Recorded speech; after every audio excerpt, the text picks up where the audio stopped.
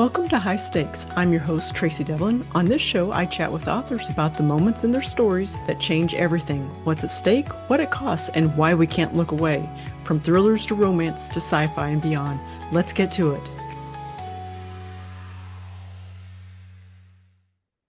Joining me today, debut author Meredith Lanzen, to talk about her sci-fi sports romance, Formula Zero. Welcome to the show, Meredith. Thank you. I'm so glad to be here. I'm really happy to have you here. I have to admit that I didn't even know that sci-fi sports romance was a thing, but I couldn't be happier to have Formula Zero as my first entree into the subgenre. It was Well, great. I'm so glad you enjoyed it. It's a small sub genre. I don't see a whole lot of other people in this space, but I really enjoyed writing it, and I'm enjoying reading some of the others that I have found too. Yeah. Well, I mean, congratulations. As I mentioned in the opening, it's your debut novel. I really loved watching Madeline and Julian's story unfold. But before we get into the book itself, I always like to have my guests talk a little bit about themselves and their writing journey, if you wouldn't mind. Yeah, absolutely.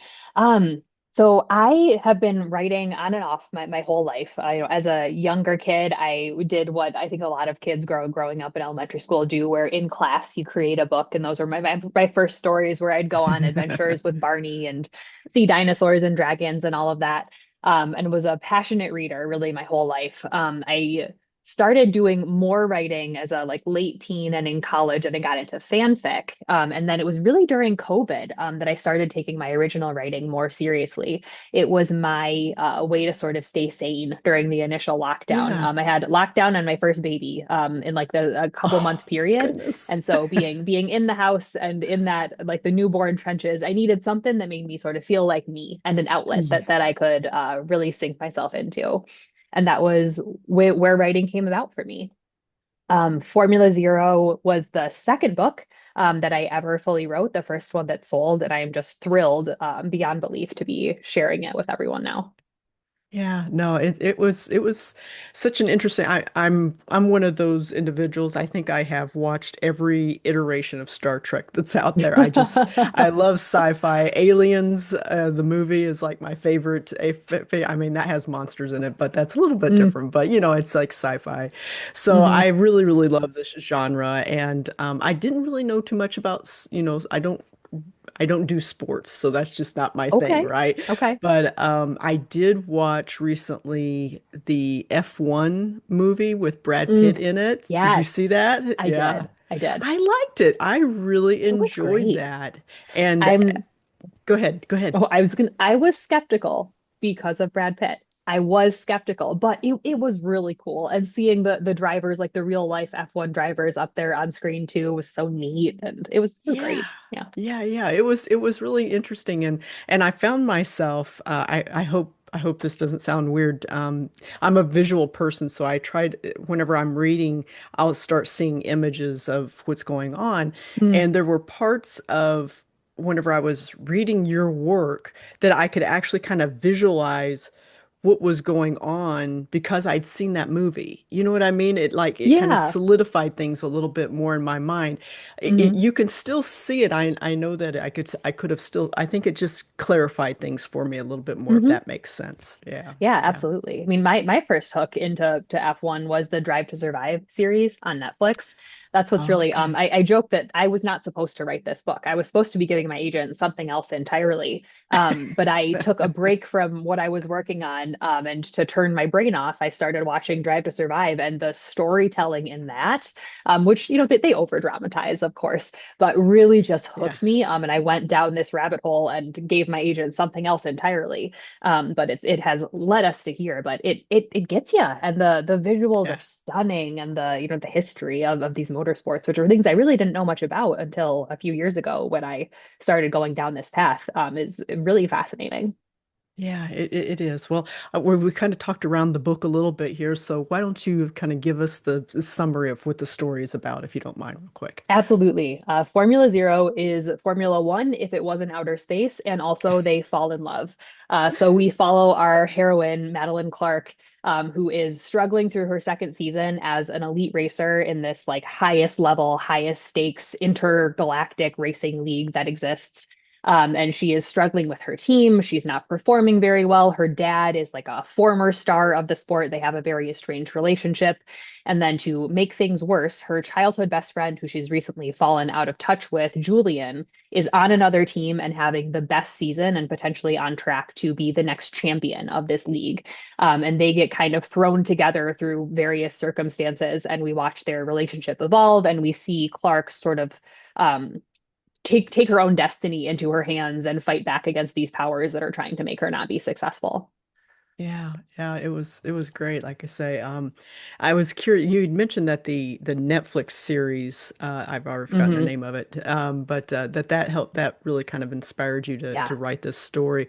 What what I guess inspired you to not just write an kind of like an F1 story, but to mix sci-fi and romance in there? That's a real genre blending, which is a big, really popular right now, and I love it too.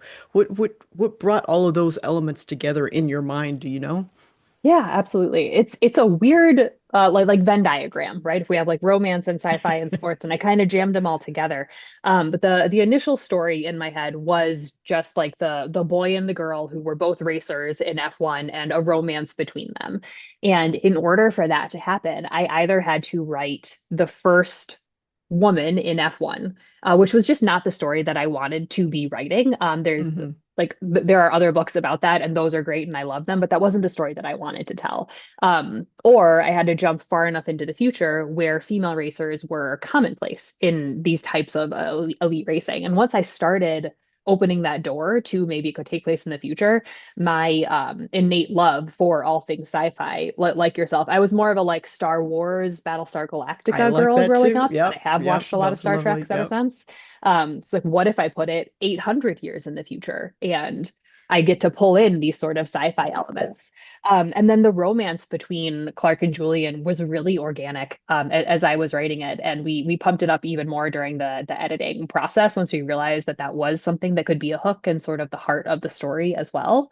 Um, but I really like the balance between those three elements. It's important to me that there is equality between the romance, the plot, and like the on-page racing that kind of Yeah. grips you the way that Drive to Survive series does. And I think for folks like yourself who are maybe not in all three of those areas, if you're in one of them, it's like a little hook in, and maybe this is your first dip Yeah. into a sports romance or like a book that has a strong romance hook too, and you come along and explore and experience other books like this too.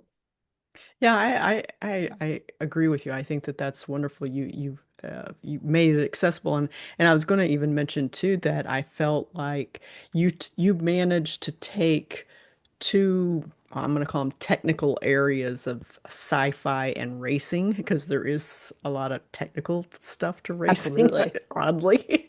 But and you made it, I will use the term again, accessible to the average reader. So well Mm. done on that. Um, what kind of research did you do for this book? Because Ooh. I, wow, I mean, you really nailed it. It was like you felt like you were there, and some of the phrasing and the wording and just, I don't know, it was great. It was just really great. Thanks. A lot of the research was just watching Drive to Survive. And then, I mean, that was my entree, but now I am deep into, I'm that person who's waking up at 4 in the morning to watch the races that are happening now in the live Okay. season overseas. And I've, been reading blogs and I'm on all these teams' websites. I did end up doing a lot of that, especially for the other support roles on a team where I'm like, who else is in the garage that's not just like the team Mm. principal and the racers and like the primary engineers on that day? And so I'm like deep into the like annals of Ferrari's website, finding out who is actually there. Well, who are the people on the pit wall? What does this button mean? What is this other thing? So I did a lot of just Googling of like racing terminology, made a good chunk of stuff up. made a good chunk of stuff up, especially for when the science part of it is concerned. Yeah. I personally, when I read, if I'm reading something that's like heavy sci-fi, like very science forward, Yeah. I tend to skim through those pieces as much. Hmm. So I didn't want there to be too much like science in people's Yeah. faces, because I don't like reading it and I didn't really want to write it. But some of that, and then something that I did end up having to do was I have a large map of the topography of Mars on my wall now. I finally had to give in and buy a poster because I was all deep into like NASA's backlogs too, like looking for these individual things. And the average reader doesn't care, if I'm making up a crater or if I get like the directionality wrong between these Yeah. landmarks on these planet. But I wanted it to have some grounding in reality that if you were looking at a map of Mars, you'd be like, oh yeah, they're talking about this race taking place here. So I do have that like right here on my wall now Yeah. for reference. Well, the research that you did and making it up, your your imagination is wonderful in that area if that's the case because I was believing it all. So like and as we've already established, I Star Trek, Star Wars, all of those. I love all of those Mm, shows. So that's great. Well, on this show, we like to talk about the story stakes. I always joke, sure. love, death, the fate of the realm are all Mm. high stakes in a story. But what I'd like to hear is your thoughts on what's personally at stake for Madeline in this book.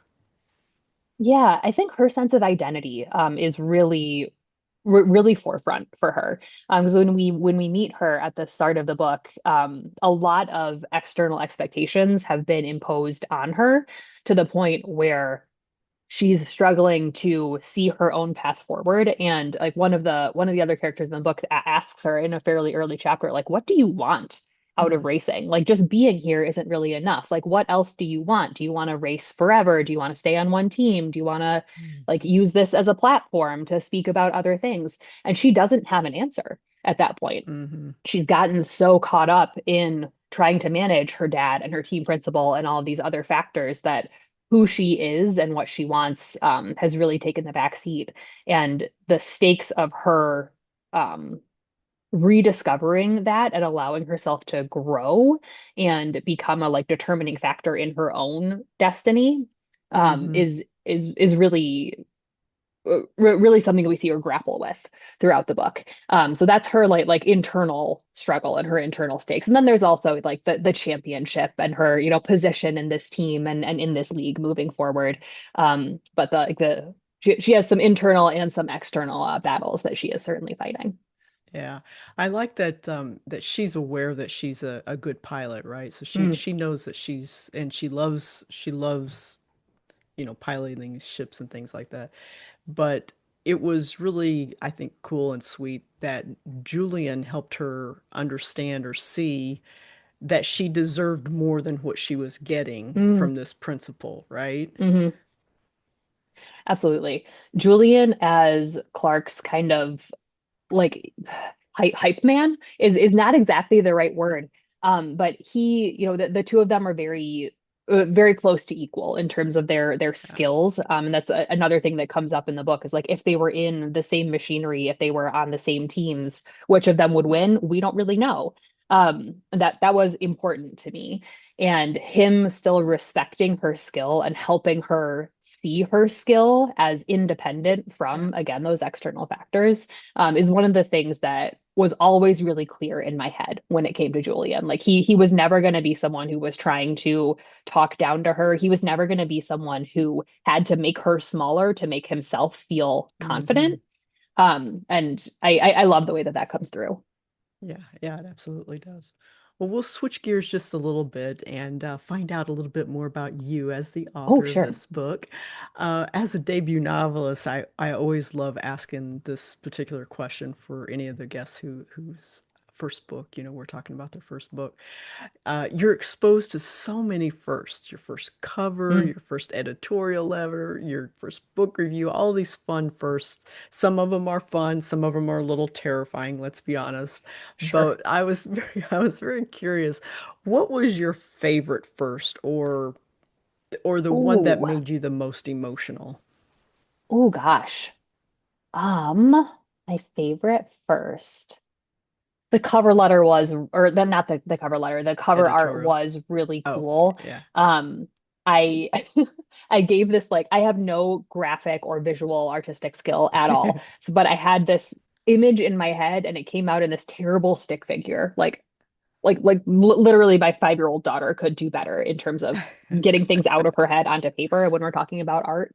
But I sent in this terrible stick figure, and my brilliant cover artist turned around something that like not only captured the heart of what I Hmm. wanted, but really like the story sort of Yeah. came to life. And now when I think of my characters, I think of them the way that my cover That they're on artist here. pictured them when they were kind of like fuzzy in my head before.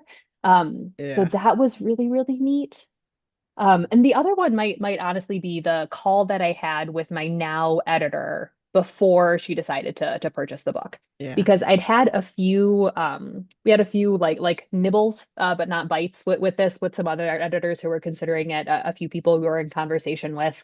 Um, but with my now editor, I knew that she was interested. And then through a series of events with like her team and her personal life, like being on vacation and stuff, we hadn't heard anything in a few weeks. And so I had sort of closed that door in my head and sort of tried to move on emotionally, a Yeah. little bit disappointed, but still. And then it was like a random Thursday morning when my agent asked if I had time to talk to my editor within the next few hours. And I, of course, cleared my calendar. And we just got on the phone and like giggle shrieked at each other in excitement for a good 30 minutes. Oh, It was okay. not the most like productive conversation. I don't think I Yeah. asked a single intelligent question.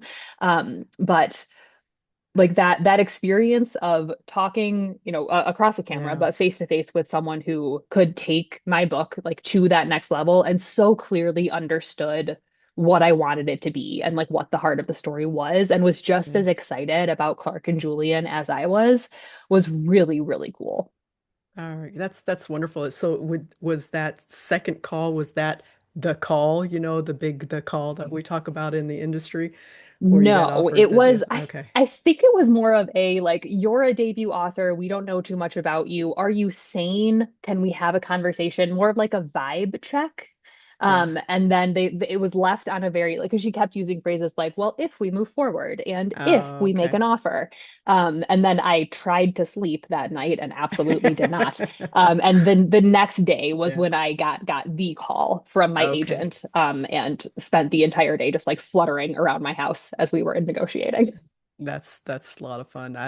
I was one of my questions for you was going to be if you were comfortable to, because we have a lot of writers who watch the show Mm. as well as readers, and so if you would mind sharing your the call story and maybe even talk to us a little bit about how you found your agent, Oh, if that would be sure. okay. Yeah. Sure. Well, two different things. But Yeah. the call, which I have talked a little bit about. Um, Another thing where I probably should have asked more intelligent questions than I did when terms were being thrown around about like what rights were, being sold where. And my book ended up going in a preempt, which was something that I did not know existed until beforehand. I was like, that sounds great. Yes, let's do it. Um, but as for getting my agent, probably a fairly standard story. I started by looking for agents of authors whose books I really loved and I felt like would, understand what I was trying to bring to the table. And so probably, shot for the moon. Didn't hook any of those initial like huge Yeah. agents. But kept querying. I think I queried upwards of 60 agents.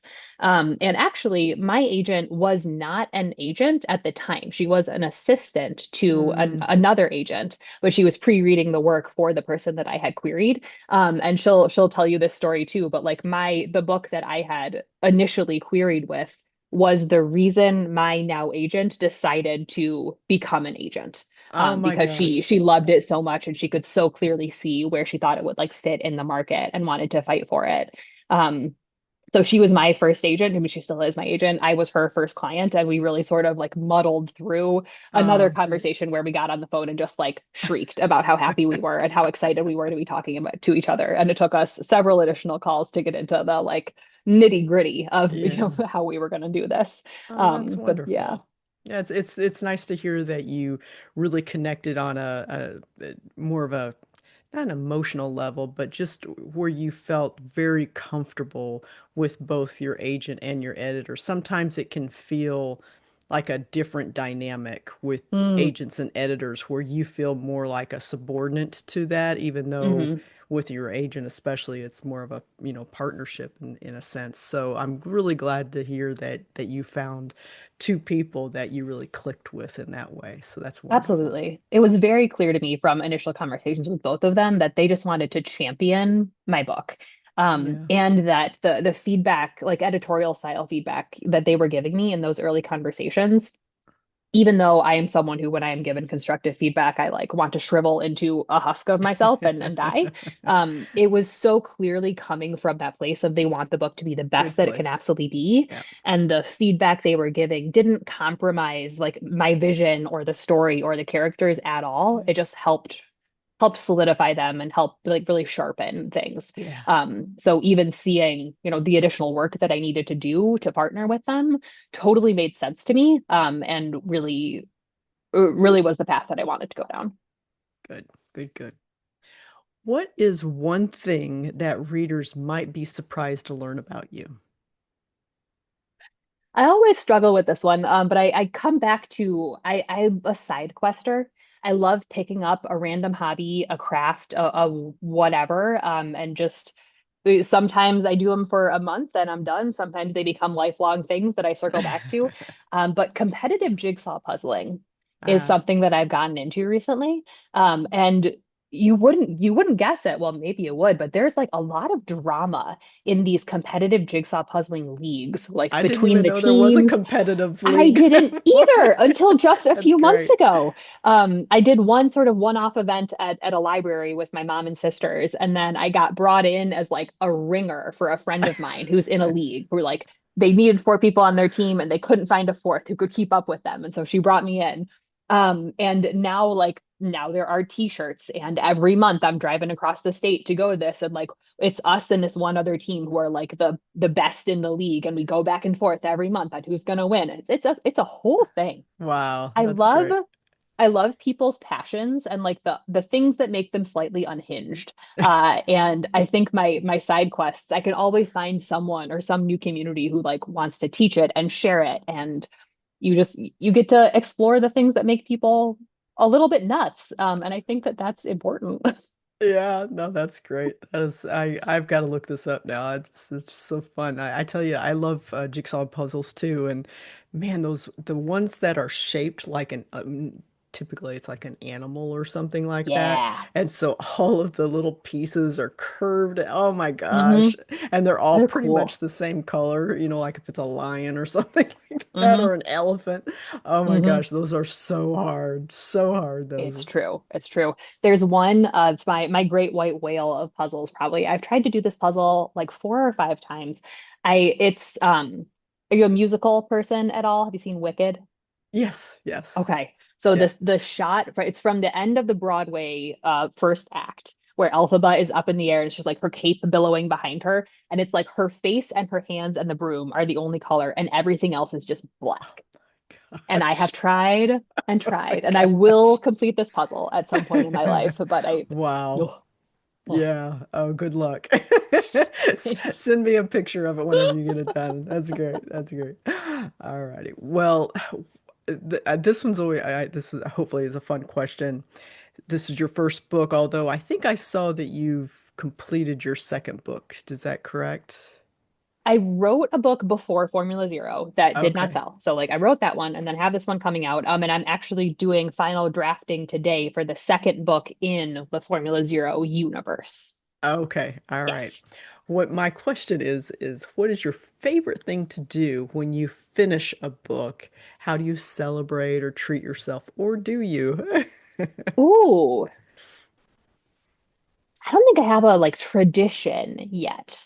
What Well, that's not true. When I'm in the home stretch, what I usually end up doing is my best friend, who has been on this journey with me from day one. She and I still communicate mostly over Snapchats, just like long video rambles about our days and everything that we're going through.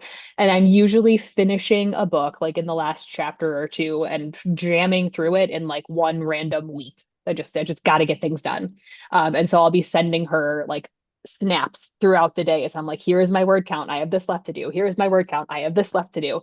And then when I'm finally done, I send her something of me like falling on the floor or something along those lines. So my friend Emily probably has those saved somewhere. But That's I fun. have done that with each of the three that I have to get me across that final hurdle. I use Emily to keep myself accountable. That's amazing that you have somebody that you can check in with, and it's kind of an accountability buddy or something like that. Hmm. That's wonderful. Hmm. That's great. All right. Well, before we go, can you share what's coming up next, or is that kind of all mum's the board right now? I think I'm allowed to talk about it. I am finishing edits on the second book in the Formula Zero universe, which is an interconnected standalone. So the next season, new set of characters, new teams, but we do of course have cameos from our favorites for book one. And I've started drafting something completely unrelated on the side because I apparently don't have enough projects to keep myself busy. But something totally else and fresh that I'm excited about too. So we'll see what happens with that one. Ah, great. Are they going to call it like the Formula Zero series? Is that what they're going to go with, or do I you not? think we're calling it like the title, which I don't think I'm allowed to say yet, but there's like title and then like a Formula Zero novel, Gotcha. something Yep. something like that. Yep. Yeah. Yep. Perfect. All right. Cool. Cool. All right. Well, folks, be sure to order your copy of Formula Zero today. You can learn more about Meredith at meredithlanzen.com, where you'll find all of her social media links. Meredith, thank you so much for taking the time to chat with me today, and Of course, this was congratulations great. on your launch. I hope, you're, I hope I'll be able to watch this amazing career of yours just kind of bloom and shoot to the sky. That'll be great. Thank you so much. I'm really excited, and it was great to chat with you today. That's it for today's high stakes story. Follow the show so the next episode lands right in your feed. And if you enjoyed today's chat, a quick rating or review helps new listeners find us. Visit tracydevlyn.com/podcast for show notes and links to today's amazing guest and their fabulous book. High Stakes is a proud member of the Authors on the Air Global Radio Network. Thanks for listening. Until next time, enjoy the adventure, everyone.